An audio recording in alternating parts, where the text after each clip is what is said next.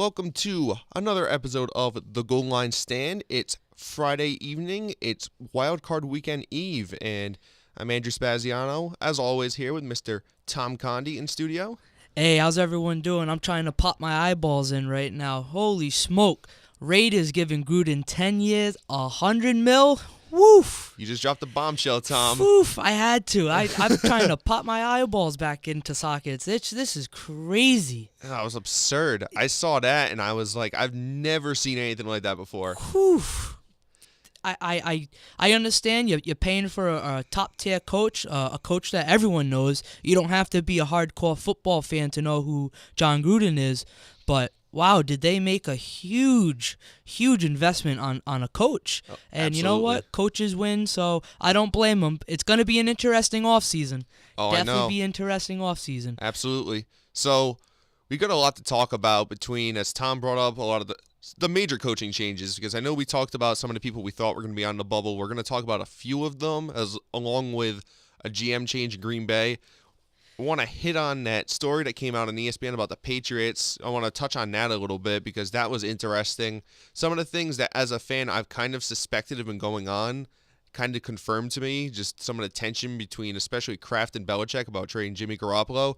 And then, of course, we're going to go into Wild Card Weekend. We're going to talk about these games. We're going to break them down, and we'll talk about who we think's going to come out on top and survive until the divisional weekend. So, Tom, I know you had your little John Gruden blurb there. You got any other opening thoughts before we start?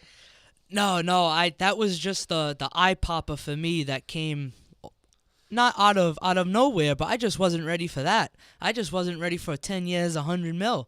NFL sources claim that the Bucs wanted him, but balked at his demands. I don't blame him. Don't blame him. I mean, if $100 million, that's a lot of investment. But I mean, that's almost. What's the salary cap? It's I think 174, and that usually jumps. I think it's probably going to be like 180 next year. They're going to be spending almost $250 million between payrolls for your coach and for the salary cap. I don't know. It's just astronomical. Yeah. No. I mean, let's dive into that. I mean, we've done enough skirting around it. First of all, just to start from the beginning, I was very surprised. Well, I wasn't very surprised Jack Del Rio got fired because as I was uploading Sunday morning-ish, there were some reports coming out, like Bleacher Report, ESPN, were saying that Del Rio was likely to get fired. And I don't even know if we talked about him last week, really. It really was something I felt like it was kind of rumblings that it could happen, but I didn't really believe it would because they went 12-4 last year. They were a playoff team. Probably would have been the AFC Championship if Derek Carr doesn't break his leg on Christmas Eve. So I felt like Del Rio had earned kind of that leeway, similar to Jason Garrett with Dallas, and the fact that you were very good last year, you had a down year, it happens. Obviously, you're going to evaluate the situation further if it continues, but I think it was kind of a ridiculous move. I don't see the point in making the move and bringing in a guy that hasn't coached in like 10 years for that kind of money. He's been around the game. Don't forget, he does stay around today's NFL. Today's NFL is definitely different than the years past. A lot more teams are running out of shotgun. So he has been around and adapting to that, preparing as if he is coaching it, but preparing for him to be up in the booth. So he does know the teams. I'm not gonna discredit that. He has been away, so I think the game flow. I think that might be the challenging part for him, is the game flow that the game produces nowadays because of the passing attack that all these teams have. Now, he does have the pieces in place over in Oakland, but I see this in a big picture way. Not only are you getting a quarterback that, like I said earlier, not only are you getting a coach, sorry, not a quarterback, you're getting a coach that everybody knows. But when you do walk into that new stadium, you're going to have a head coach that everyone knows. You're going to have a quarterback that everyone knows in Carr. And you might actually have a winning team once you go into this new city, new stadium, everything new about it. So I think it's a good magnet for them that can attract new fans in their new fan base going forward. Right now, it looks like, holy smoke, 10 years, $100 million. But when you think about the big picture, trying to get fans to fill in those seats at a new stadium, you're going to want people on your coaching staff and players that people know and are willing to spend money for. So in that aspect, I can see why. But I think they also let go of Del Rio because if they didn't have a good enough coach waiting, I don't think they would have fired Del Rio. Yeah, I'm pretty on board with everything you said, from the fact that the point you brought up, which is a good one, and it's one I've heard repeated across various outlets since the move was made, that John Gruden is kind of like a sexy name. It's a name people know. He does Monday Night Football. He has its weird catchphrases that people are familiar with. And it's a great point that's made that they have to draw people into Las Vegas. It's uncharted territory. So having that guy there that people know and are familiar with and think, yeah, he's fun, entertaining, especially if they're like a decent team and they move, that'll fill the seats. I think for me, the issue I have, and I know you're not really connected with the college game as much, but something similar happened in college. Jimbo Fisher, who was the coach of Florida State, won a national championship with Jameis Winston 3 or 4 years ago. He left Florida State for Texas A&M for like this massive 10-year deal and whatever. My issue, I think, is the commitment. You're committing 10 years to a guy, which is just unheard of. And I think my issue, not only am I not a big fan of the move in general, but it's the fact that you're investing 10 years in this guy and you're paying him. It doesn't matter if it goes 2 years and he sucks. You're still going to pay him for the rest of the 8 years. And that's my issue, is that you're putting all the eggs in the John Gruden basket here. You're assuming he's going to be able to sort out Derek Carr. He's going to be able to figure out the offense, shore up the defense. I don't know. Me personally, I don't get it fully. I mean, if you look at his career record, he's in 11 years, he was 95 and 81. That's a 540 win percentage. He has a 5-4 playoff record. Now, he took over the Bucs in 2002, which was essentially Tony Dungy's team. Dungy left for the Colts that year, and Dungy had built up that defense and everything, and Gruden won 3 of his playoff games there with the Bucs, and they won the Super Bowl. So my whole thing is, I'm not saying he's a bad coach. I'm saying I don't necessarily feel like he has the pedigree and the track record to command that kind of money. I mean, really, the further I look at it, he was 8-8 his first 2 years with Oakland. He was 12-4 in 2000. They lost to the Ravens, who won the Super Bowl in the playoffs that year, and then they lost the Tuck Rule game to the Patriots the year after, and then he left. So it's not like I think he'll be unsuccessful. I just don't think it's worth that kind of a commitment. It's tough to justify, given 10 years, $100 million. It's not too far off, because to crack into the top 3, just a fun little fact, Tom Landry was given a 10-year deal. Jimmy Johnson was given a 10-year deal. Number 3 in all time now is John Gruden, 10-year deal. So he did crack. Little trivia knowledge for all you folks. A little trivia. He cracks in the top 3 for highest contracts given. So I like it, but I can't justify giving it the $100 million. But who knows? We both could be wrong, and he could come out, and Oakland, Las Vegas could come out with a Super Bowl to shut us all up about it. But it's still a lot of money. Yeah, no, absolutely. So I think that basically sums up my feelings about it. That, I mean, I'm not thrilled about the move. I think you're more optimistic about it than I am. And I think John Gruden has the ability to be successful. He showed that he could be successful at times. I mean, building that Raider team, we don't know what they would have been after that. I mean, he was in his 4th season. It seemed like he kind of found his groove there, and then he got traded to Tampa. And then things got weird. I mean, they were 12-4 the year they won the Super Bowl. They were 7-9, 5-11, 11-5, 4-12, and then 2-9-7. They made the playoffs 2 more times after that. I mean, there's a lot of factors that go into it. The organization, people, personnel things that happen. So I'm not necessarily saying that he's going to fail or anything. I'm very interested to see how it goes. It's very much a volatile situation to me. Agreed. So that's where I stand on that. The next one we brought up was Marvin Lewis in Cincinnati. And when we were talking last week, we were like, Marvin Lewis is gone. Finally, this guy's going to leave. And they extended him for 2 years. And I just don't get it. And I think we were talking last week, and I kind of said, I don't hate Marvin Lewis as a coach. I mean, I goof on him a lot because of the lack of success they've had in the playoffs, but he did a good job bringing that organization back from the depths of the bottom of the NFL and bringing them into a contender. At some point, you need change, though. At some point, the culture gets stale. The coach doesn't get the respect he used to, and at some point, you have to move on. And I felt like this was the year for Cincinnati to finally move on. I believe they brought him back because the season ended on a high note. I honestly think that. Andy Dalton's fourth down, final minute touchdown pass, and you just derail Baltimore from making it to the playoffs. I don't mind the move. I don't mind it. Now, I say that because now as a front office guy, an owner, GM, they can spend the next 2 years reflecting on everything that's going to go on. And when that 2 years is up, you can either give him another contract or you'll be ready and you can get a new coach. I just don't think the front office wants to go back to how things were before he arrived. And they were a laughingstock. They hadn't reached the playoffs in a dozen of seasons. They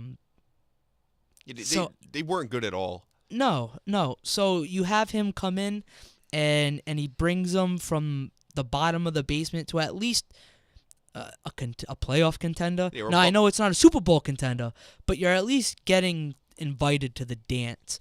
And I think they see that, so he has a little bit of equity that they'll give him that 2 years. And who knows, next year, if they fall flat on their face, they might just fire him then and there. But they're at least giving him an opportunity to come in at least for one more year. They ended it on a high note. See what happens. It is minus Cleveland. That division is tough. It's hard to expect 3 teams or 2 teams to come out of that division as a playoff contender, because you have Pittsburgh, who are perennial, and then Baltimore. I feel once you get to that playoff push, almost like a Seattle, but not as high end. Once you get to that playoff push, I think they're a dangerous team. And Joe Flacco, if he ever gets into the playoffs, he's a whole other new quarterback. But talking about Cincinnati, I do like it. I think the way you can justify it, I'm still not a big fan of it, but you got me thinking as you were talking. There's been so many coaching vacancies that have been created, and I feel like it's an inordinate amount that I almost feel like you could justify Cincinnati saying we have a known commodity and he may not be the greatest thing right now, but the pool of candidates is going to be so dry by the time we get around to interviewing people. Because I feel like John Gruden's a big name. I feel like Josh McDaniels and Matt Patricia from the Patriots are a big name. Jim Schwartz for the Eagles. Matt Nagy for the Chiefs. That's 5 or 6 guys right there, and I don't have the number off the top of my head, but there's going to be roughly about 10 jobs that are vacant right now. So you're going to think that the musical chairs don't exactly add up here, so somebody's going to get left with a college coach and a more unproven guy. So I think there is some justification from the Bengals from that perspective. I just feel like as a whole for the franchise, I don't necessarily think – I almost feel like next year – and maybe just a little harsh, it's kind of like a wasted season, because I just don't feel like they're going to be a playoff contender next year. And that's really early for me to say, the draft, free agency. I just feel like the way they've been trending, they just don't seem like a team that's motivated enough to get back in that race. But I could be totally off base with that.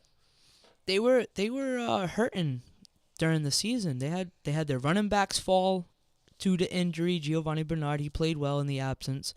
Mixon came back towards the end of the season. Yeah, he did. The defense played pretty solid, but that's a tough division. I know you have Cleveland, and anytime you have Cleveland in your division, tough division, it can't really be said. But when you have 2 franchises, Pittsburgh and Baltimore, I consider that a tough division.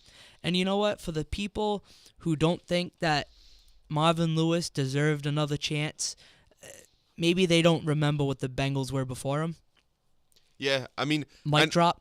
It's tough because they were that laughing stock, and they came out of the depths to at least be a playoff contender. Even though they missed it this year, I still think they're a playoff contender. median. Honestly, I think they should have or could have made it over the Titans. That's a subject for a little bit down the road, but Titans sneaking in, Buffalo sneaking in, Cincinnati, if they win a game here or there, they could have very well snuck right in as well. So I don't think they're that far off from being a playoff ticket in. Yeah, I mean, you raise a good point in the fact that the conference is weak, so it's not that much of a stretch to say that they could be a playoff team next year, or as you were saying, should have been this year. I just think at the end of the day, they're going to have to make a change there, and whether it's this year, next year, 2 years, I just think the die has been cast for Marvin Lewis, and I feel like it's been cast really since they blew that game against the Steelers in the playoffs a few years ago, where you had the two unsportsmanlike conducts with a personal foul on Burfict, then sportsmanlike on Pac-Man, 30-yard penalty, Steelers won the game. Roethlisberger put it at best. I want to say the last game they played against them this season is that Baltimore and Pittsburgh games, everyone knows those games are hard-headed and those are hard. But when it's Pittsburgh Cincinnati, it's violent. And it's just I feel that team is talented and his record, Marvin Lewis, in the playoffs, 0-7 does not help him. So I think that game that they lost against Pittsburgh after being up, it's just those type of games, those division games, and especially those two teams, they're not looking to score points. They're headhunting.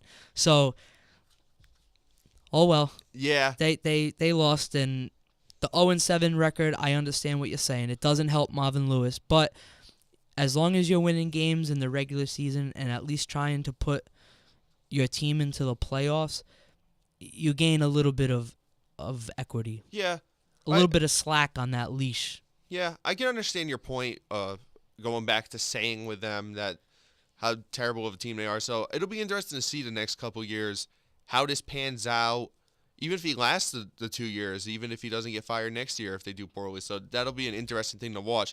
The last personnel move I want to touch on is Ted Thompson with Green Bay. So Ted Thompson was relieved of his position. I believe he's taking a job with the NFL front office. They gave Mike McCarthy a 2-year contract extension. So that situation, I felt like that was the right move because I feel like Ted Thompson has not put that team in a position with Aaron Rodgers and some of the talent they have on the offense to be a Super Bowl contender. That team was in the NFC Championship game last year, but that was basically because Aaron Rodgers was pulling games out of his ass. He had that game against the Cowboys. And really, I know they were injured on defense, but I think the trend with them is that their defense has been very lackluster for the majority of the time that Aaron Rodgers has been there. Really save for that Super Bowl season where I felt like they were a bit more of a physical unit, had some more playmakers. Clay Matthews was still young. I just don't think he's given that team the pieces to help Aaron Rodgers get to a second Super Bowl. Not even win it, get to another one. So I thought that was the right move there. Aaron Rodgers, I think, is the best quarterback in the NFL, arguably top 5 all time. And it's an NFL era that never came. I honestly think if you put a top 10 defense over in Green Bay, that's a dynasty waiting to happen. Aaron Rodgers makes wine out of water. He just masks so many deficiencies on that team that it's sad to see him not win multiple rings. And I know I'm talking about the X's and O's, but he also masks the mess ups from the front office. Mm-hmm. The front office can screw up a draft, can screw up free agency, but you know what? The Green Bay Packers at least know that their record will be in contention of the playoffs, as long as he's healthy. Now, obviously, this year was a little different. You had Brett Hundley in there. But if you have Aaron Rodgers behind center for a whole season, your team is playoff bound, is playoff contenders, if not Super Bowl contenders. And I know that they signed Davante Adams. They signed their center. Jordy Nelson, 2 years ago? They gave contract to Randall Cobb last year or 2 years ago. Oh no, I think he's on his final year this He year. is. Yeah. So they're giving him outside weapons, but it would nice to see them work on that defense, work on that offensive line to help protect him, even though it's not the O-line's fault that Anthony Barr sacked him, drove him into the ground, Right. kind of like what happened to Tony Romo 2 years ago. It happens. It's part of the game. But that front office needs to put some work into that defense, I think. And if they can do that, you have a recipe for a dynasty. And those are big words. I might chew them later down the road, but I honestly think that Aaron Rodgers is the best quarterback that's not going to be a dynasty. And I think he's that good of a player. Oh, I agree with you 100%. I'd wager you're saying if he had a top 10 defense, if Aaron Rodgers played on a Bill Belichick team, he would have won 4 Super Bowls by now. And I think Aaron Rodgers is in this weird position where he's in his prime and his prime is being squandered. I think a similar thing could have been attested to the Patriots with Tom Brady from about 2009 to 2013, right before they won that Super Bowl. They had terrible defenses. They were kind of in a rebuilding mode on that side of the ball, and Brady was in the point of his career where his age dictated he should be in his prime. But with Rodgers, I feel like he's in a position now where he's at the physical peak of his career. He's at the point where he's going to be the most accurate, he's going to be the most athletic, and they're wasting him because they haven't been able to draft talent. And I think in a weird way, I think the fact he broke his collarbone this year is a good thing for the franchise because it exposed all those problems. It exposed the fact their defense isn't that good. It exposed some deficiencies on the offensive side of the ball. And it exposed Ted Thompson. I think Ted Thompson's had criticism, but I think this was the year where it all came out because Aaron Rodgers wasn't there, and they were able to point to it and say, we need to make a change. The injury to Aaron Rodgers, it was sink or swim for that team. The Green Bay Packers, especially back to the whole topic of this convo was Ted Thompson.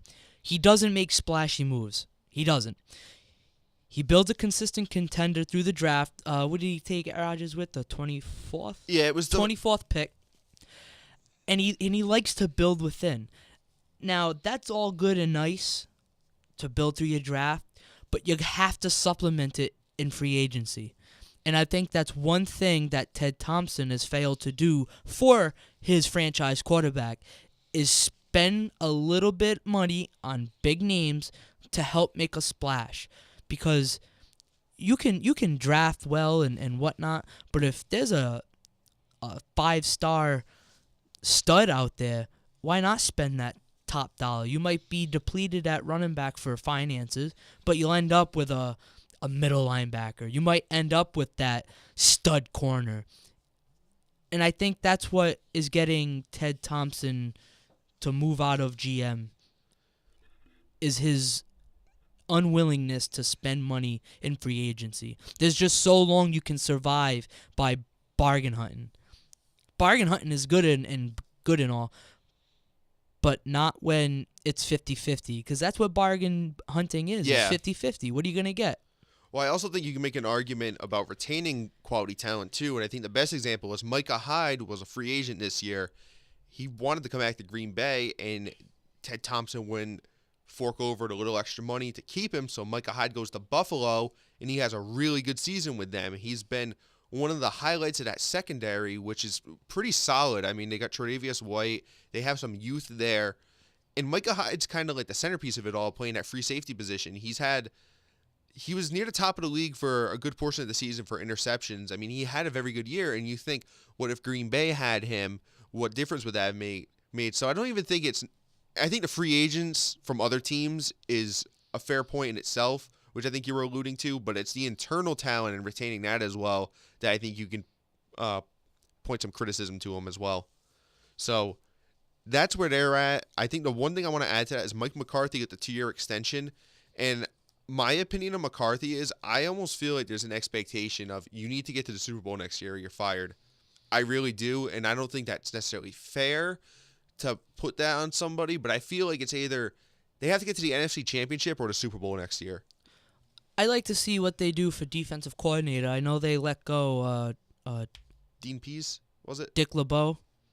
No, it was Dean Pease. Oh, okay.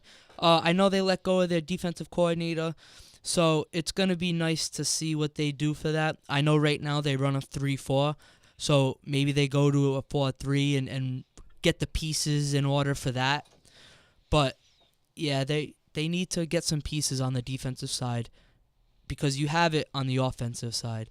And I'm still a firm believer that defenses win championships.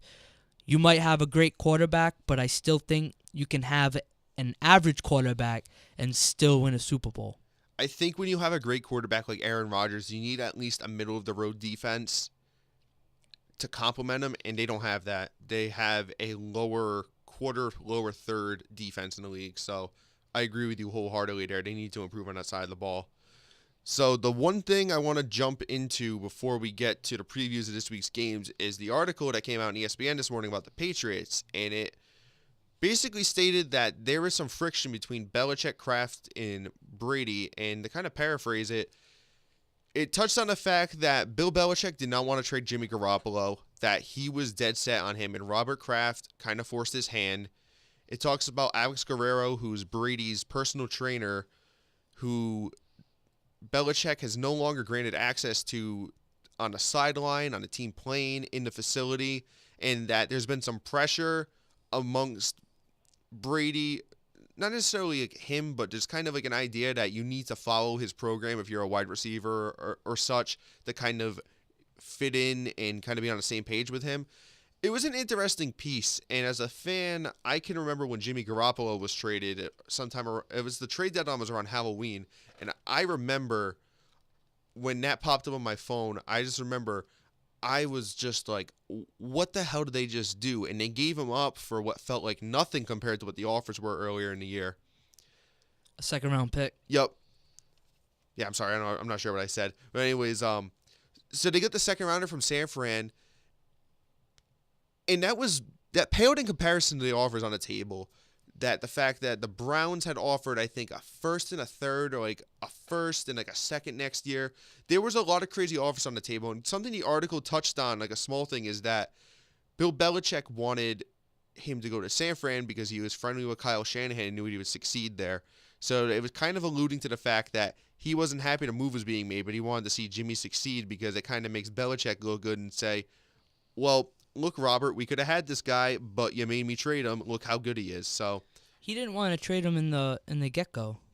He didn't want to trade him at all. He wanted to keep him until the offseason because who knows what's going to happen with Brady. yeah. I mean, if you've watched Brady the last month, not to say he's been terrible, but something's definitely off, and I think it's something to do with injury. I think the receivers have had some issues getting open.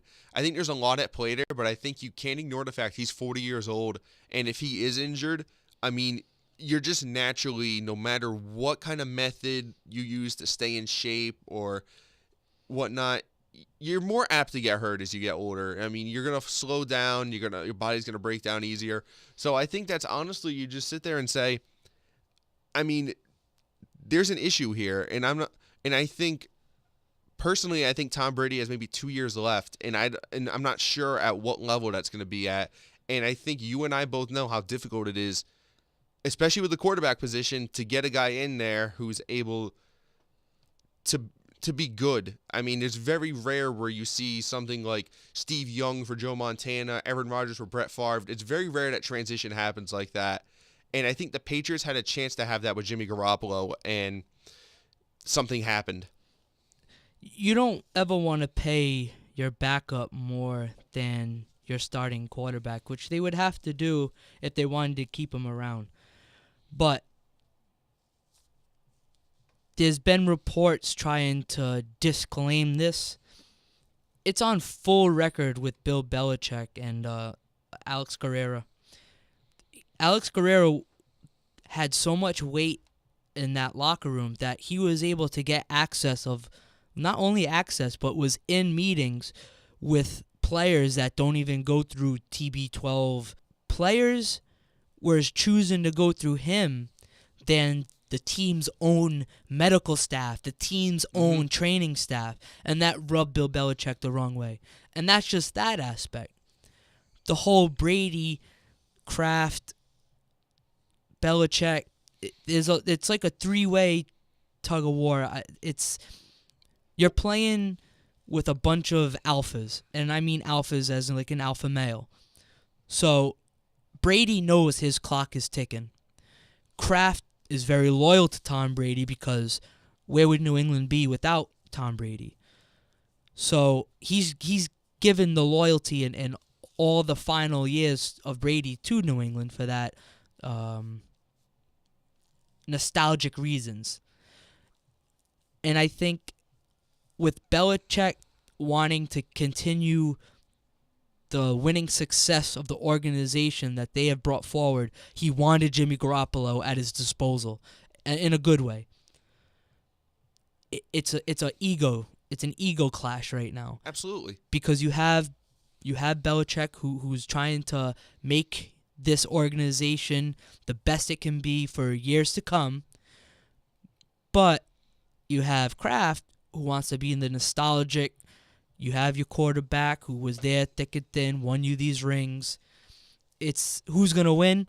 99.5% of the time, your owner is going to win. Absolutely.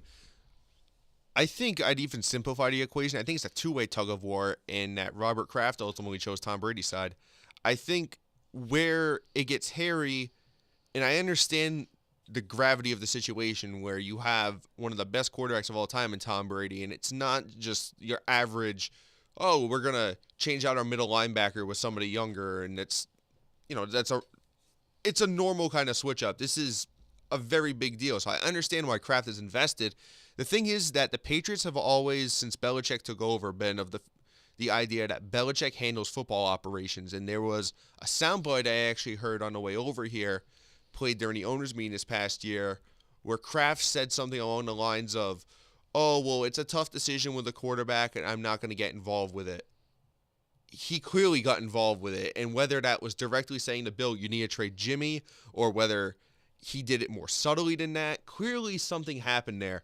I refuse to believe that Bill Belichick, who was one of the most shrewd tacticians in the NFL when it comes to maximizing your asset, getting the most for the asset, would have turned down all those ridiculous offers before the draft and would settle for a second-round pick if this was in the cards. I just refuse to believe that he would let the asset not be maximized. Yeah, it's a lot of gray, murky waters that we're in right now with this whole thing, because you're gonna have your New England faithful who are gonna back Brady, but down the road, when all this is said and done and it's in the rearview mirror, this franchise might suffer because of all this. Oh, I agree. We know, as I said before, how tough it is to get another quarterback. We see it perpetually every year with the Browns cannot find another quarterback. The Dolphins are still looking to replace Dan Marino, essentially. Marino retired, it was around 2000, so we're talking 17 years-ish that they have been looking for another quarterback. This isn't just something that you fix overnight. This is something you have to invest time into. And they were lucky. And I'm not saying Jimmy Garoppolo is the next Tom Brady. I want to make that clear. I think Jimmy Garoppolo has the potential of being a good quarterback, though. And the fact is that you're in better shape getting a good quarterback to follow Tom Brady than to get an unknown zero plan to follow Tom Brady, which could mean you're talking about 10, 15 years where you're kind of muddling along trying to figure things out. And that's, as a fan, what I'm afraid of. There was a meeting along this report. There was a meeting between Belichick and Kraft that was supposed to be, let's say, 45 minutes. They just said a short meeting. It says a short meeting. But it ended up being a half a day. Both of them canceled other meetings and whatnot. And people close to Belichick says that after that, he was portrayed of being defeated and lost morale. And that's just Bill Belichick. He didn't want to make that trade. And he didn't even really get shopped around as a whole for being a top hot commodity at quarterback. It was a hurried process. The news report goes on in saying that he had text or called San Francisco, and the whole process was hurried. Doesn't really fit Belichick's history, not at all. And especially when you look at that, and you're not going to shop a hot commodity where you could have gotten a little bit more, it's some people are going to try and discredit this news story, but I honestly think where there's smoke, there is fire. Is this story fantasized a bit or fabricated? Probably. All the good journalists do that from time to time. I think the best way of putting it is exaggerated, probably. Okay, to spice up the story, but I do think there is a little bit of smoke coming out of New England out of this whole triangle tirade type thing. No, I agree with you. That's kind of, to wrap up my thoughts, I mean, that's how I feel about it. I think if you've listened since Garoppolo got traded, if you listen to his press conference afterwards, Belichick was really praising Garoppolo, and he does that with players, but it was even for him a little out of character the way his demeanor was portrayed. So I think there was something to this, and it's going to be very, very interesting to see how this plays out. And I'm just, as a fan, am very afraid it's not going to play out the way people hope it's going to, and it could end very badly. Yeah, we won't know until years down the road. And lucky for San Francisco. Yeah. Lucky for San Francisco. They got a quarterback that they can build on. They're going to franchise tag, or at least I'm assuming they're going to franchise tag him. Yeah. Because they have buku money to spend. They got a solid running back in Carlos Hyde. They have Pierre Garçon. He's going to come back off an injury. He was dealt a good hand for this whole fiasco. Yeah. Jimmy might be the guy who wins out on this deal. Oh, absolutely. And I'm rooting for Jimmy. I want him to do well because I think he deserved an opportunity to do it with the Patriots, and he never got it. So he gets to do it with a team that has a young coach, and I think he's going to be an up-and-coming talent next year. So we're at the point where we can finally start digesting some of these games tomorrow, though. Playoffs? Don't talk about it. Playoffs? I feel almost like it's like Christmas Eve. Like, the only other feeling I can equate this to is like the Saturday before the regular season starts. It's like you're just very hyped for tomorrow. And for me, especially on the NFC side, and we're going to get to those games along with the AFC ones, it's just like you've been waiting for these matchups because you know they've been coming. So I'm not even going to talk anymore. I just want to get into it. So hold on. My one statement is everyone knows I'm a Dallas Cowboys fan. All my fans, it is a disappointing season. We didn't make the playoffs. But hear this. Of the 6 teams that make it to the playoffs on the NFC side, Playoffs? only one team is returning. And they're going as a 6 seed, and that's the Atlanta Falcons. You kidding me? So the NFL is very, there's a lot of parity, so hold in there. But to the teams that are playing, good luck, unless you're the New England Patriots. Thanks, Tom. So, to get into the games here, the first game tomorrow, 4:30 on ESPN. I don't think Chucky's doing the game, which is sad. I don't think he gets to do his one final broadcast before he comes to Raiders head coach. It's the Titans and Chiefs at Arrowhead. The Titans are the 5 seed, Chiefs are the 4. I come into this game and I kind of have very conflicted opinions because I'm on the record of thinking that I think the Titans kind of suck. I really don't think they're that great of a team. On the flip side, the Chiefs don't seem to know. Did you know they have not won a playoff game since Joe Montana quarterbacked them? They haven't won a home game. Yeah, that's what I meant. Since Joe Montana was quarterback, I believe. That's- They're 3-10 at home, or some stat line, something like that. Yeah. I don't have it in front of me. I wish I did, because I heard that same line too. Is they're abysmal at home in the playoffs. Yeah, they haven't won, I think, their last 5 home playoff games. But I think on paper, I think they're the better team. I don't think there's a lot of question of that. I think they have a lot of talent on offense. I think their defense is shaky, but I think on the contrary, the Titans don't have a very flashy, spectacular offense. A couple of stat tidbits to throw at you. The Chiefs have the second best turnover differential in the league. They are... Oh, I don't have the plus. Sorry, I don't have the plus minus on here. The Titans are 23rd. I have theirs. They're -4 in turnovers. I believe the Chiefs are +2. Anyways, my point being, I think that's a big factor of the game that could come into play is that the Chiefs, what that tells you is they don't make a lot of mistakes on offense where they turn the ball over, but their defense makes plays. And I think that's the thing with Marcus Mariota. It's his first playoff game, and he's had a down year. I mean, that's been well covered both here and in other outlets. So I think if they can get in his head and they can pick him off and they can rattle him with that Arrowhead crowd, I mean, the game has a potential of being a blowout if that's the way things unfold. A fun little stat that I found out is Kansas City has the most big plays, 20-yard plus plays, but on the contrary, Tennessee defensively has the best secondary defending against 20-plus yard plays. So I think that's going to play into that game because I was going to say Atlanta. Alex Smith likes to throw it to Tyreek Hill. Loves it. Big plays waiting. Kareem Hunt, big play waiting.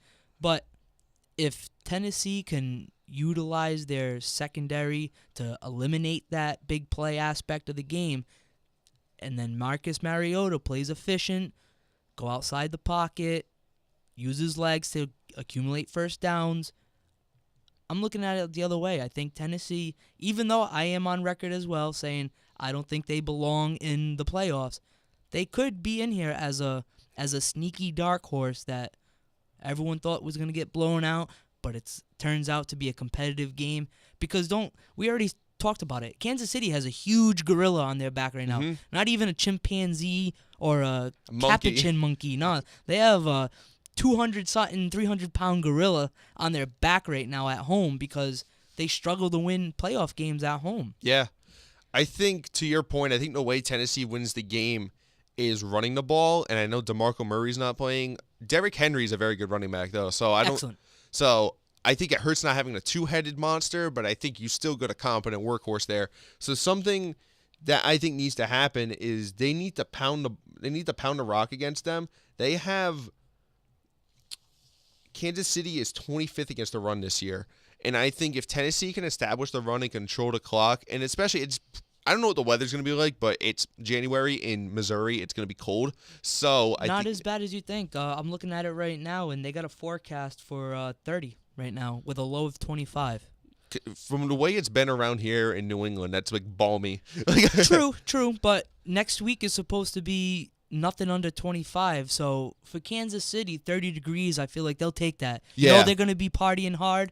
They'll be barbecuing because that is the barbecue capital of the nation. So I think 30 degrees is okay for them, similar to like a New England outdoor team. Yeah. 30 degrees is nothing. And you know what? Tennessee's an outdoor team as well. Yeah. So I don't really think the weather will be that much of a factor as long as it's not raining, snowing, too much wind, like wind gusts. I think it'll play into the quarterback's hands that they'll be able to grip the ball. They'll be able to throw the ball within the wind, downfield with the wind on their back. I don't think weather's going to play into a huge factor as long as we don't get any quick blips on the weather radar. Yeah, I agree. So for me, I already talked about the Titans a little bit. So I think the keys to each team is, like I said, the Titans. I think they need to be able to run the ball, and on the flip side, they need to be able to contain Kareem Hunt. So I think I talked about this on the first podcast when we were talking about the Chiefs during the regular season, but they're 6-0 this year when Kareem Hunt rushes for 100 more yards, and they're 4-6 when he doesn't. And the Chiefs are obviously they're very committed to that run game when they can get him going. The Titans are fourth against the run. So something has to give there. And although you're saying their secondary for the Titans is good at containing big plays, they are 25th against the pass as a whole, so they'll give up that underneath stuff. So but I still think the key to the game is, because Kareem Hunt is such a dynamic player, I think if he gets going, I think that's going to dictate the game. Whether or not the Chiefs can get him moving on the ground and open up the pass is going to be a big factor in the game. And likewise, if the Titans can contain him. Yeah, they wanna hit that big play. And with that, it's one of those chicken or the egg type things. Does the run help the pass, or does the pass help the run? And I think in this game, the run will help the pass. Because Alex does. He wants to get Tyreek on a streak. Because there's no corner who's gonna who's going to catch up to him. Right. If he has 2 strides on you, he might Yeah. as well be gone, because you might as well hope he's going to drop it because he's gone. Yeah, You might as well just hope he drops it. And you know what? He's got hands. He's got hands. he does. And I think they really thrive on those big plays. As you point out, that they've had the most plays of 20 or more yards this year. So I think they thrive on it. I think they get energy from it. They'll get energy from that crowd. So I think that's a big thing to watch in the game, is how many of those, or lack thereof, they're able to get. I also think it's going to depend on how the game goes in the first half. I think if the Chiefs get a lead, I don't think Mariota can bring it from behind. I really just don't think that offense, the way they've played all year, can bring them back from a 10, 14-point deficit. I know the Chiefs have a bit of a suspect defense, but I just don't see that happening. I will give Alex Smith a bit of a benefit the way he's played this year, where I think if they were on the flip side, I think they'd be able to make their way back, unless, that playoff monster comes out. I like your assessment. I think Kansas City is built more to come back from a deficit than Tennessee. Tennessee lacks the talent overall on the offensive side of the ball. We've mentioned Derrick Henry, but their receivers are efficient. They spent a first-round pick on Corey Davis. He came back from a hamstring injury. They need to put Mariota outside the pocket. They got to get him moving around. They can't just have him be a pocket passer. And if they do, then Kansas City's going to eat him up. But I do think if they're down 10, 14 maybe might be the threshold, but I think they can still come back from that. Where if they're down 17, 21, I honestly don't see that neither. You can check down to Derrick Henry all you want. Yeah. No, that's fair, because I think once you make it 3 scores, you really can't, because if you're down 2 scores in the third quarter, you could still run the ball a little bit. And that's the thing, is that if they're able to run effectively, then I think they'll still be able to keep themselves in the game in that situation. Whereas if you're down 17 points, anything more than 2 scores, I just don't see Marcus throwing for 350 yards and bringing them back. A little sneaky tidbit before we start talking about the other game is we do have 2 great tight ends in this game with Delaney Walker in Tennessee and Travis Kelce in Kansas City. Those are 2 players that I will personally be watching because they are remarkable tight ends and they're top echelon of that position. I agree, and they're both going to be big factors for their respective teams and the success or lack thereof they have.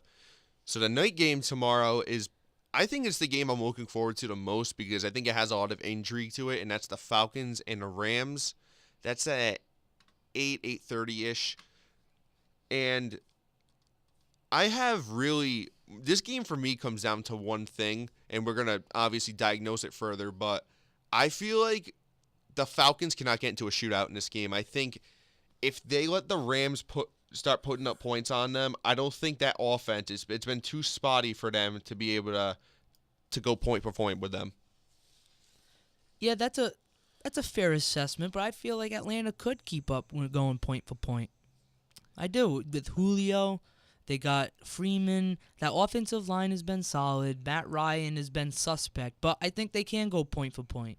I think they have the talent to go point for point. I just think we've talked about Matt Ryan and Steve Sarkisian and that whole dynamic. The offense has sputtered at several points this season, and I just don't feel like they're going to be able to keep up with this Rams team, because the Rams do have they have playmakers on that defense. Aaron Donald. Defense is top 10. It always Yeah. has, always will be. It will come down for LA. It will come down to that defense. The offense, I'm sorry. But yeah, I still think I give my tip of the hat to Atlanta. Yeah. I mean, I think it also depends on how the Falcons come out on defense. I think their defense has been playing incredibly well the past few weeks. I think that they've shown that they can carry the team when they need to. So I think if they can go out there, confuse Goff, I think the big thing is, I think it's kind of obvious, is they need to contain Todd Gurley. The Rams, we were talking about the whole statistic with Kareem Hunt. Todd Gurley's in a similar boat where the Rams are 6-0 when he has 100 yards or more rushing, but to that point, the Falcons are 9th in rush defense and the Rams are 8th in rushing. So I think that's a big key right there. And I know Todd Gurley's a hell of a receiver. I believe he had 64 catches during the regular season. So it's not like he can't get involved that way, but if you can make them almost one-dimensional and kind of force their hand into passing, I think that's a big factor in the game. Their top 3 receivers, we're talking about L.A., their top 3 receivers going by receptions is Cooper Kupp, 62 receptions, 869 yards, and 5 touchdowns. Todd Gurley, 64 receptions, 788 for 6 touchdowns. And then Robert Woods, 56, 781, and 5 touchdowns. So he's getting the ball around, and I know what you're saying, that Todd Gurley contain him. That way you can make this into a one-dimensional game, but you're not really going to make Todd Gurley one-dimensional, right, because he can catch passes out of the backfield, and his stat lines have proved it. Yeah, but I mean more just like if you can't run the ball, I think that's an advantage for Atlanta. And I think on the flip side, I think the Rams need to try to force Matt Ryan into committing turnovers. And we've seen at points this season where Matt Ryan struggled. And I think with that place is going to be pretty popping because it's the first playoff game that they've had in LA in like 20 some odd years. So I think there's going to be a lot of excitement there. My only concern for the Rams is I worry that the moment's going to be too big for them. I know McVay, Gurley, and all those guys have been saying, well, it's just we've been in a lot of big games. It's just another big game for us. But it's not. This is a different level. And I know playoff experience gets thrown around a lot, and I think to a point where it's a little overblown. But I think you really have to think this is a second-year quarterback and a rookie head coach in their first playoff game. I think they just need to keep it in perspective and go drive for drive and not think of the big implication. Yeah, playoff ball, the intensity definitely gets ramped up, but it's just another game. You can't get wrapped up in emotion. And if you start making mistakes in the first quarter, let it go. It's okay. Kurt Warner said this the other day. I was watching NFL Network. Taking it from a Super Bowl winning quarterback, he says, if you're making early mistakes early in the game, you can live with that, because if you keep playing and going by your game plan, you're going to make the passes that you want. The plays that are going to happen are going to happen. It's the late mistakes that you can't overcome. So as long as you can withstand the hurricane in the beginning of the game, you'll be okay, because it's just another game. You just got to view it like that.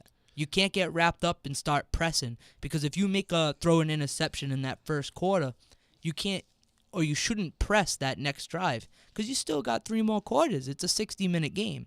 Yeah, I think a lot of times you see if a team makes an early mistake, throws an interception or whatever, it kind of snowballs because they're trying to make up for it, and they're trying to, as you say, press a little bit more than they should be, and I think that spirals out of control, and that's how you lose control of a game. So I think it'll be interesting to see if Jared Goff throws an early pick, if there's a muffed punt, if Todd Gurley fumbles, they give up a long touchdown pass or something, how they respond as a team. Because I think the Rams, I think they have, on paper, I think, between the travel and also as a team, I think that they have the edge in this game. But I just, like I said, Yeah, you think they got the edge? I do. No, I want to hear your counterpoint. L.A., I don't think it'll be that much of a home game, because they have trouble with attendance. And when they do have attendance numbers, it tends to be the other team. Yeah. Go look at the Philadelphia game. When they hosted Philadelphia, it was practically all Philadelphia fans. The players on Philadelphia said it practically felt like a home game. That's fair. But here's this. Matt Ryan, if he stays out of his own head, if he can just play efficient, I think that they'll get this. He threw for 4,000 yards, 20 touchdowns, far from his MVP level last year. But you have weapons on the outside with Julio, 88 receptions, 1,400 yards. His touchdowns lack. But you have Mohamed Sanu over there, Austin Hooper, Taylor Gabriel. And don't forget that running attack with Devontae Freeman and Tevin Coleman. If Matt Ryan can stay out of his own head, I honestly think that they can be okay. They didn't reach the Super Bowl last year for no reason. It wasn't just Matt Ryan throwing the ball. Even though he was the MVP, that defense played efficient. And I think they've been there. They know how to withstand what I had said earlier about what Kurt Warner said. They can withstand that early mistake and still go on. Even though they didn't do it in the Super Bowl, which was a little different because that happened towards the back end of the game. Mm-hmm. And those are the hardest to overcome. Yeah, I think to your point about the Falcons, in particular their offense, I think if they only press Matt Ryan and ask him to be efficient and he can make plays when he needs to, but they don't put the weight of the game on his shoulder, I think they're in good shape because they've rushed for 100 yards 11 times this year. The Rams are 28th against the run, and I think that's the big weakness of their defense. They have playmakers, but they're susceptible to giving up those kind of the big run plays and just as a whole big chunks of yardage on the ground. And I think that's something that the Falcons need to be thinking about is controlling the clock, keeping the Rams offense off the field, but not only that, but keeping their defense fresh. And I think if you limit Jared Goff's opportunities, I think they have a chance. And I'm not saying they don't have a chance at all. I mean, I like the Rams, but there's a reason why I'm really looking forward to this game because I think there's a lot of variables at play. Yeah, I like your assessment about running the ball with Devontae. They've rushed out of 16 games. They've rushed 11 times for over 100 yards, and that is the Rams' weakness, 28th in the NFL. Remember, Devontae, he left 2-3 weeks because of a concussion, so they have the depth behind him to be successful running the ball. So it's a perfect storm, you could say, if Matt Ryan could stay out of his own way rather, and not throw those boneheaded ints, and then just run the ball and be successful. You gotta hold the Rams down. Try and have Goff beat you because I still think he's too young of a quarterback to hold up the whole team on his shoulders. The Cowboys tried to do it with Dak. I still think Goff is a little bit young quarterback to hold that on his shoulders, especially in a playoff game. Yeah, I agree with your assessment. And like I said, I'm very interested to see how that game goes, and I'm very excited for tomorrow night.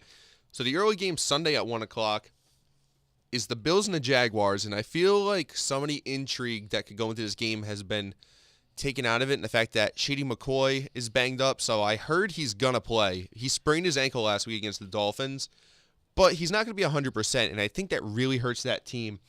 A really bizarre fact that I found out about the Bills is that they've passed for under 150 yards like an inordinate amount of times. It's 5 total games, and they're 1-4 in them. And we're going to say it's 4 games because one of them was that Blizzard game against the Colts. So I'm not going to really count that because they couldn't really throw the ball. But they've had 4 times. They've had a quarter of their season where they haven't thrown for 150 yards. Like, that blows my mind. So I feel like not having him 100% is going to really hurt them, particularly since statistically the Jaguars aren't great against the run. So I think that's really going to hurt their chances in this one. But I'm not going to count them out of it either because I think the Jaguars have a lot to prove on the offensive side of the ball. Shady's going on record saying that him being hurt, it does alter his play style. And it's true because he's one of the best running backs on cutting on a dime. Mm-hmm. Find that hole, cut, gone. So this injury is a big blow to that Buffalo offense, which hasn't made the playoffs since 18 years ago? Yeah, I think it was 99? It was longer than that. I think it was 99, 98. So we're in the ballpark there. I want to say it was the Tennessee Miracle. It was the Music City Miracle. Yeah. So yeah, you 99 then. Yeah. You got it. That does hurt Buffalo, and walking into the playoffs, I honestly think that Jacksonville can be a dark horse team that puts a dent in these playoffs. I personally like Jacksonville. Kind of like Matt Ryan, make sure, he doesn't shoot himself in the foot. They have Blake Bortles to worry about, Jacksonville. So as long as he doesn't shoot himself in the foot, feed the ball to Fournette, be efficient on offense, throw the underneath routes, they have a defense, an astounding defense. So as long as that offense plays efficient, I honestly don't think that Buffalo could keep up, period. If they go point for point, I don't think Buffalo, this game I feel is going to be a blowout type game because of the outstanding defense that Jacksonville has and just the inept offense with Buffalo. I know that they were hesitant with Tyrod Taylor this past offseason, re-signing him to a contract for this year. I like Tyrod. I like what he does for the position, but yeah, this offense runs through LaShawn McCoy. No, absolutely. And LaShawn McCoy being banged up is going to hurt them. But Buffalo faithful, the Bills Mafia, they'll be there in full force. So. Absolutely. So I think my only concern with Jacksonville is that their offense hasn't played very well the last 2 weeks, and I understand last week was kind of a throwaway game in the fact that they didn't need to win for anything. They were stuck in the 3rd seed, but they played their starters, and they didn't look very good, and they didn't look very good the week before against the 49ers. And I know we talked about going out west, and they kind of had a crappy plan for... Yeah, they traveled the day before. Yeah, with the jet lag. It was weird, so I kind of don't want to read into that too much, but I also think between the last 2 weeks, they haven't looked great offensively. So I think there's a little concern there. But I also think, to your point, I think this is a game they should win. I think what they have to do is really just put some points up against them. If you put up 17 points against the Bills, it's going to be very hard for them to match that against that defense. But I think the way the Bills win, I think, is they need McCoy to play very well. Like he needs to have 150 yards rushing, and that's going to be very tough with the injury. Very tough. And I also think the other thing they can do from a strategic standpoint, Tyrod Taylor, for all his flaws, he's a very mobile quarterback. If they can roll him out, because that Jacksonville front four is tremendous. So if you can get out of the pocket, kind of make them move, give him the option to run, try to give him some check down throws to Charles Clay and the like. I think they'd have a chance. I just don't know if it's going to happen. So that's kind of where I'm at with it. Yeah, definitely roll out Tyrod. He's a very athletic, mobile quarterback who can thrive throwing on the run. Yeah. That I don't mean to beat a dead horse, but it definitely goes through McCoy and that defense, which is top 10. They're going to have to pray that Blake Bortles throws 2-3 interceptions on the wrong side of the field and at least gives Tyrod a short field to work with. If they keep having to do 80, 60-yard drives, Buffalo, I'm saying, that's not for them. It's not. Even though they have Kelvin, they don't really have the weapons to be a bomb squad throwing. No, they don't really have an identity outside of McCoy. That's that's when you come down to it. There's really not much there. So I'm pretty much spot on with your assessment. I mean, we could get a surprise there. I mean, we've seen crazier things happen to playoffs, but I think it's pretty cut and dry. The last game on the slate for this weekend is the 4 o'clock game on Sunday, and that's the Panthers and Saints.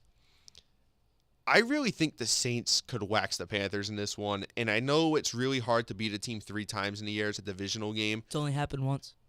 Really? Yeah. Dallas Cowboys beat Philadelphia Eagles. It was Donovan McNabb's final year with the Eagles. He went to Washington that following year. I think Andy Reid was fired too after that year. That's a great fun fact right there. Yeah, Dallas hosted. Dallas not only played them Week 17, but played them in the wild card as well. Gotcha. It was Tony's, I want to say, second playoff win. Okay. All right. So it has been done, but in many instances beforehand, it's not on New Orleans' side. History is not on their side. Interesting. I like that fact. My whole thing to counter it, though, Cam has looked really bad the last 2 weeks. He had a porous outing against the Bucks, who are the worst pass defense in the league, mind you, 2 weeks ago. And then... I didn't know that. Yeah. And against the Falcons, he had, I think, 3 picks last week. And to put it all into perspective, he has a combined quarterback rating of 45 in the last 2 games. So he's had really bad outings. And we've talked about it here. I mean, I like Cam, what he brings to the table. He's an incredibly gifted athlete. I feel like he could be your greatest asset or your worst enemy on the field. I think he's just been, particularly this year, he's been very streaky. And I just worry, you go down to that dome, man, it's going to be rocking. And that Saints defense is going to be hungry, especially the way he's been playing. And I just could see it getting out of control. I'm not even worried about New Orleans' defense. I'm looking at their offense, and it's just that it's a quadruple-headed monster, honestly, with me. You got Drew Brees throwing for 4,300 yards. You have Mark Ingram, 1,100 yards. Alvin Kamara, 728 on a measly 120 carries. And then you have Michael Thomas, 104 receptions, 1,200 yards, and 5 touchdowns. This offense is going to be hard to stop. And it's, to your point, it's predicated on the run, or is set up by the run with Ingram and Kamara. So the Panthers have been third. Third in rush defense this year. But when they've played the Saints both times, they've given up 149 and 148 yards on the ground. So clearly, the Saints know how to deal with them. But again, third time playing them, maybe the Panthers know how to contain them. I just think a lot of times when it comes to running the ball, you could scheme for it, but I think a lot of times it's their personnel in there too. And just the fact is, if you have Kamara and Ingram, Kamara's so gifted in making people miss. Ingram's good at bowling them over. I just think it's going to be tough for them to contain him. Coach Rivera was asked a question on a press conference, I want to say Wednesday, and I just chuckled at it. They were saying, how do you find success against a team that has beaten you 2 times this year? And his little smirk comment was, hopefully Drew Brees has a bad day. It very well could come down to that. And for the Saints, they have 2 outstanding running backs to lean on in case that does happen. But for Carolina to be successful, not to be funny, but I do think they need a little bit of luck on their side with Drew Brees having a bad day. Because like you said, Cam Newton can be your greatest asset or your worst enemy because he gets very emotional. Mm-hmm.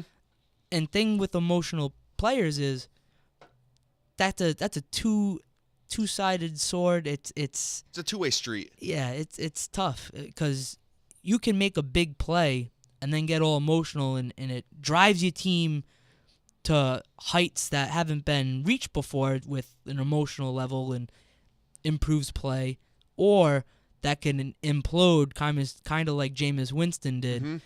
And then it just ruins all momentum, all type of vibe you have. So I do think Cam needs to be composed. Drew Brees has a bad day. And then 1 or 2 opportunities need to just go Carolina's way. Because I do think this game is going to come down to what quarterback plays better than the other.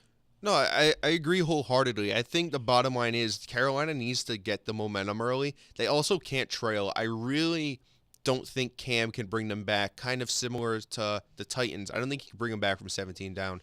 I really think between all the aspects there of him just letting his emotions get better of him, just playing in that environment, I just don't think he'll be able to rally him back that way. So that's my concern there.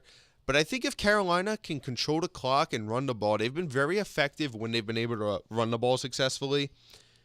They are 9-3 on the year in games where they have a team total of 100 more rushing yards.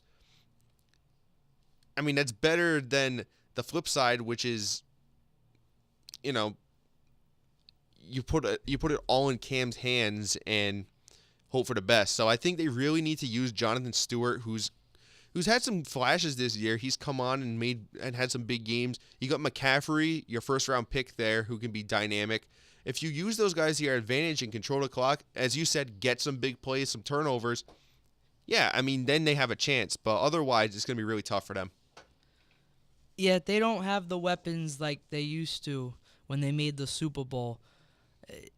This whole offense goes through Cam, and I love what Christian McCaffrey does for this team because he's a Swiss Army knife. He's a little bit of everything, and I feel like them two, along with Devin Funchess, Greg Olsen, they got some talent, but like you said, I don't think that they can come back from a heavy deficit. I agree. So I'm really looking forward to all the games this weekend. I'm very curious to see how it shakes out, and hopefully I'm proven wrong a little bit because I like surprises. I'm hoping that some of these games, like the Buffalo game, hopefully it goes differently than we think, is a little bit more competitive, and I'm looking forward to it, Tom. I'm hoping that not only is this weekend good, but it creates some intriguing matchups for a divisional weekend. Yeah, I'll give a quick rundown for these 4 games. I honestly think Chiefs over Titans, Falcons over Rams, Jacksonville over Buffalo, and then for the final game, going New Orleans. So I've got the Chiefs I've got the Rams. I got the Jaguars. I hate taking all the home teams because it rarely does it happen like that. I just think the matchups this year, I don't know. I think that Falcons game, though, I think is the one in question. I like the Rams, but I think you made a good argument for the Falcons in this one. I just think it depends on the attitude to come out with. The other ones, I got the home teams. So you're going all four on the home team? Yeah, but I'll definitely. Oh, you're really going out on that limb, huh? No, I am. So when I get proven wrong next week, you can hold that over my head. So that's all we got this week. As I said, really looking forward to this weekend. We'll be back next week. We'll be going talk about some of these games and what's going to be on the table for divisional weekend. So Andrew Spaziano and Tom Condi here. Enjoy the playoff weekend. Yep, and be sure to tune back with us here on the Goal Line Stand so we can break it all down for you. Thank you. Have a great weekend, everybody.